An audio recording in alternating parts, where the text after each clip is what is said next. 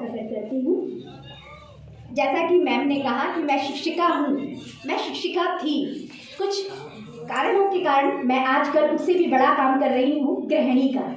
मैं आजकल गृहिणी हूँ और ग्रामीण परिवेश में रह रही हूँ, क्योंकि कहते हैं कि लड़कियों के लिए आगे बढ़ने के लिए, जिस तरह लड़की को बढ़ाने के लिए आगे पुरुषों का हाथ होता है और पुरुषों को बढ़ाने के लिए महिलाओं का हाथ होता है, तो मेरे पीछे भी 3 पुरुष हैं। पहला मेरे जन्मदाता, मेरे पिताश्री।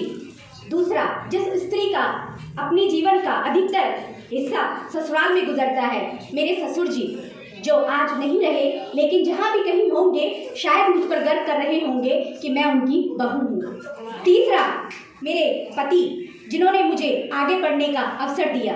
मेरे परिवेश में सर स्त्रियों को आगे नहीं बढ़ने दिया जाता। हमारे यहाँ महिलाओं को पढ़ाई और तब इस तरह के मंचों पर आने के लिए एक रोकथाम सीखी जाती है। मैं उसी परिवेश से यहाँ आई हूँ, तो मेरे लिए मेरे आदरणीय राघवेंद्र सर जी मिले कि मैं इस मंच तक आ पहुँची। मैं चाहती हूँ कि मेरी और बहनें भी मेरी परिवेश से इस मंच तक आएँ। और मुझे नीरज स्मृति काव्य महोत्सव मिल रहा है।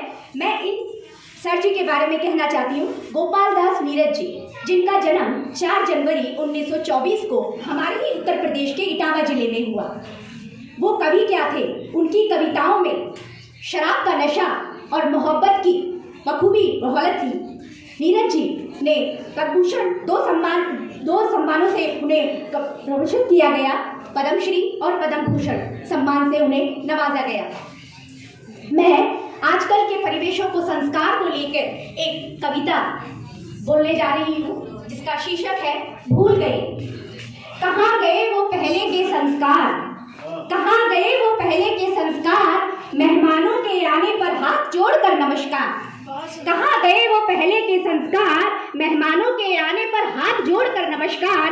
अब हाय हेलो की है झनकार, अब हाय हेलो की है झनकार।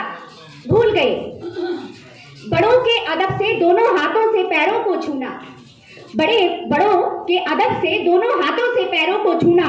फिर हुआ एक हाथ से पैर का छूना, अब बाएं हुआ पैरों का छूना। भूल गए सुबह सुबह घर में आरती का बोले जाना, समाचार पत्र का पढ़ने जाना, आजकल व्हाट्सएप और फेसबुक का लाइक और शेयर का करना। भूल गए